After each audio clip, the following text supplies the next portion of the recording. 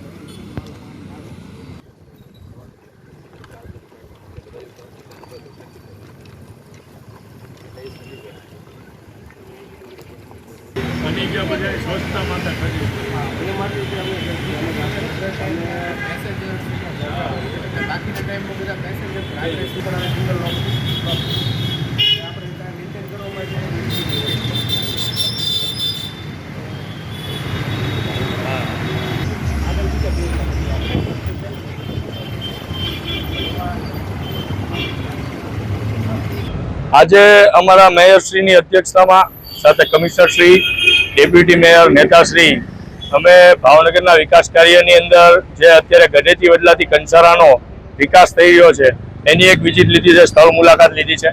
ત્યારબાદ આપણે જે નવો બ્રિજ બન્યો છે, બ્રિજની નીચે અમે એક કડિયા નાખું, જ્યાં હજારોની સંખ્યામાં સવારમાં કડિયા કામ કરતા મજૂરો રહેતા હોય છે, એની જગ્યા માટે એક વ્યવસ્થિત જગ્યાનો ઉપયોગ કરી એમને બેસવા માટે, એમની ટોયલેટ વ્યવસ્થા માટે એક સુંદર આયોજન છે એ બનીને તૈયાર થઈ રહ્યું છે, એની વિઝિટ કરી છે. ત્યારબાદ બ્રિજને નીચેના પોર્શનને એનો સદઉપયોગ કરવા માટે અને એક વિકાસ મોડેલ તરીકે નીચે અમે એક ગેમ ઝોન, એને ક્રિકેટ બોક્સ સાથે પિનર બોલનું અને અલગ અલગ વેરાયટીથી ડિઝાઇન બનાવેલું કાપે ને એવું બનાવવા જઈ રહ્યા છીએ. એની પણ એક સ્થળ મુલાકાત કરી છે. એક આદાનગરમાં PHC સેન્ટર બની રહ્યું છે, એની પણ સ્થળ મુલાકાત કરી છે. જે વિકાસ કાર્ય ચાલુ છે એની મુલાકાતે હતા મેયરશ્રીની અધ્યક્ષસ્થાનમાં અને ઘણા બધા વિકાસ કાર્યો અત્યારે હાલમાં ચાલુ છે. આજે જે મહાનગરપાલિકાની નવી ચૂંટાયેલી ટીમ છે એમને સાથે તમામ જે અગત્યના પ્રોજેક્ટ છે, એમાં જે ગઢેચીનો જે શુદ્ધિકરણનો પ્રોજેક્ટ છે એનો ટાઈમ લિમિટ તો ડિસેમ્બર 27 સુધીનું છે.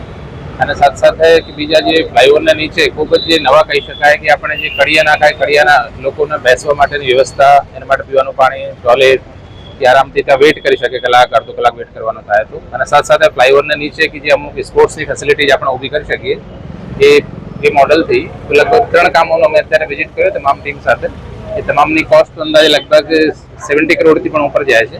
તમામ કામ જે છે, માની લો કે કડિયાનાકા અને સ્પોર્ટ્સ કોમ્પ્લેક્સનું કામ તો લગભગ જૂનમાં પૂરું પણ થઈ જશે આ મહિનામાં.